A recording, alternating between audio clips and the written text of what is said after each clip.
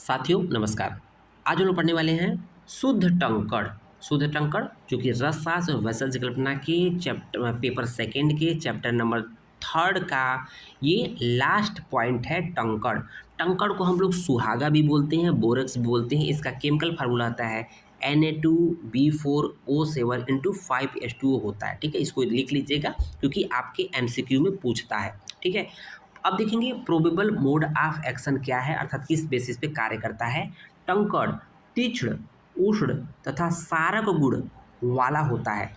ठीक है, जिससे यह वात कफ का शमन करता है। गर्भाशय में संकोच करने के कारण आर्तों की प्रवृत्ति करता है, आर्तों को प्रवृत्त करता है ये। ठीक है, देखेंगे उसके बाद केमिकल कंपोजिशन ऑफ टंकण सुहागा बोरेक्स। ठीक है ना, सो Na2B4O7 इंटू 5H2O जैसा कि इसका केमिकल कंपोजिशन हम लोग पढ़ लिए हैं।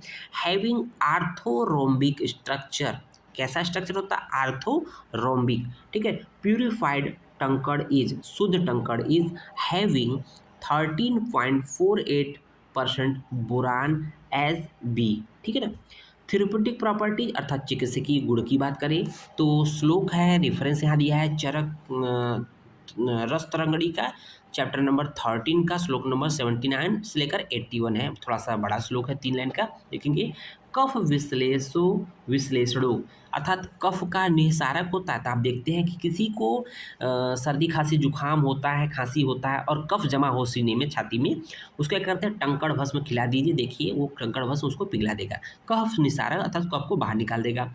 हृदय मतलब हृदय के लिए अच्छा होता है। वात आमन सुदम, वातज व्याधियों को नष्ट करता है, शमन करता है। काश श्वास हर, काश श्वास बीमारियों को, काश श्वास को नष्ट करता है। कामम स्थावर आदि विषापम, स्थावर विष का नाश करता है।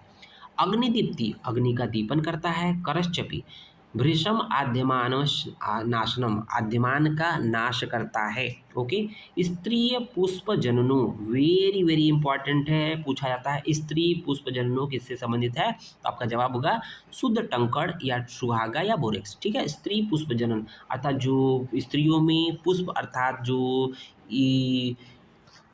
साथ ही देखेंगे बल्ले होता है। विविध व्रणनाशम, विभिन्न प्रकार के व्रण का नाश करता है।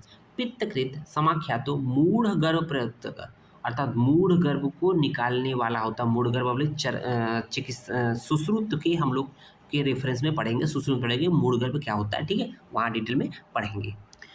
फार्माकोडायनेमिक्स एंड फार्माकोकाइनेटिक्स बारे में देख लेते हैं कि टंकण जो होता है कटु, उष्ण, तीक्ष्ण, रुक्ष तथा सारक गुण युक्त होता है, जिनके अनुसार यह शरीर में विभिन्न कार्यों को करता है। टंकण भस्म की मात्रा 125 मिलीग्राम होती है। अनुपान शहद त्रिकटु चूर्ण होता है। ठीक है, पथ्य पत्र प्रयुक्त रोगानुसार होता है। सेवन काल दिन में 2 बार सुबह और शाम प्रयोग करते हैं।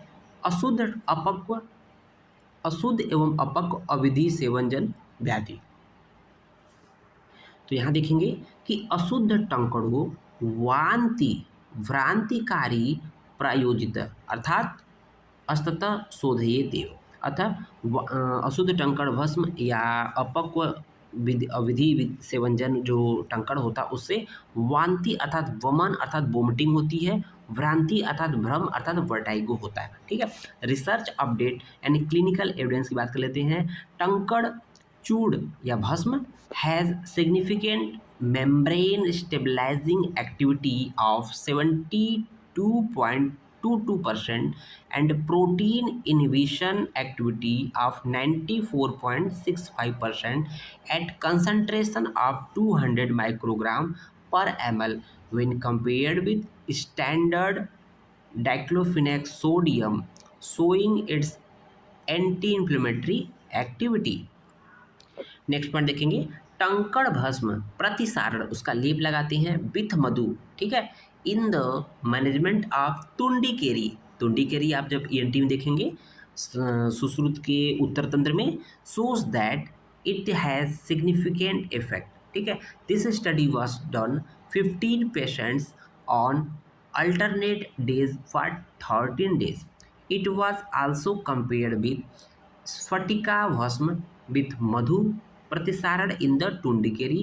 The efficacy of tankad bhasma प्रतिसारण was more significant in comparison to स्फटिका भस्म प्रतिसारण। ओके, जय हिंद जय भारत।